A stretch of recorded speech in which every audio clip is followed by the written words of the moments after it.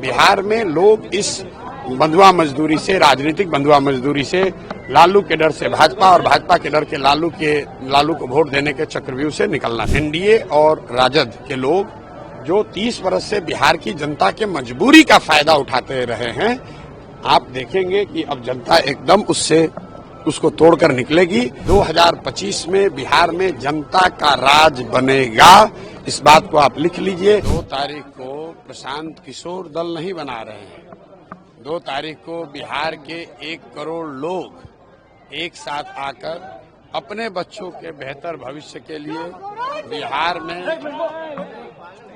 लालू, नीतीश और भाजपा के जो पिछले 30 साल का जो राज रहा है उससे मुक्ति के लिए, अपने बच्चों के पढ़ाई के लिए, उनके रोजगार के लिए, पलायन को रोकने के लिए, एक बेहतर भविष्य के लिए बिहार के लोग मिलकर ये दल बना रहे हैं। प्रशांत किशोर की भूमिका जो पहले थी वो आज भी है। फर्क बस इतना ही है कि पहले मैं दल और नेताओं को मदद करता था, उनको सलाह देता था, उनको बताता था कैसे चुनाव लड़ना है, कैसे संगठन बनाना है, कैसे कैंपेन करना है। काम मैं वही कर रहा हूँ। अब फर्क इतना ही है कि दल और नेता को छोड़कर हम बिहार की जनता को ये सलाह दे रहे हैं।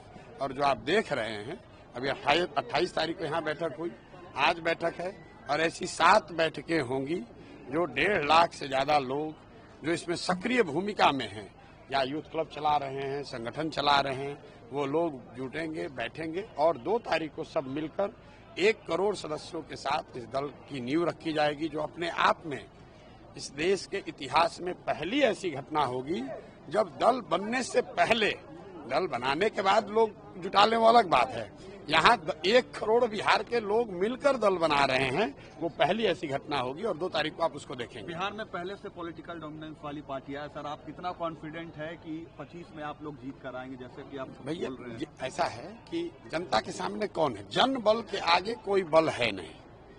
आपने देखा जब हम लोगों ने जन स्वराज पदयात्रा शुरू की थी, तब एक छोटा सा एमएलसी का चुनाव हमने लड़ाया था, निर्दलीय किसी साथी को, वो चुनाव जीत कर आए।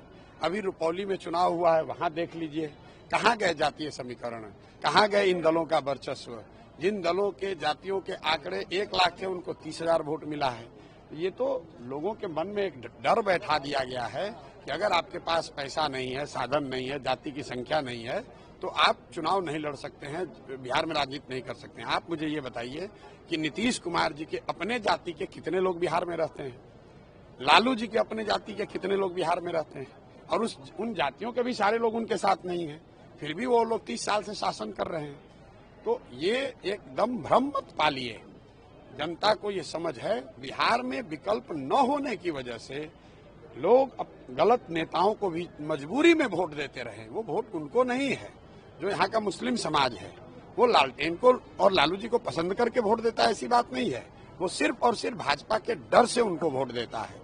जिस दिन वो डर खत्म हो गया, जिस दिन उसको दूसरा विकल्प मिल गया, तो आप देख रहे हैं कि जैसे पुराने लालटेन में से किरासन तेल निकलता है, वैसे लालटेन से किरासन तेल निकल रहा है।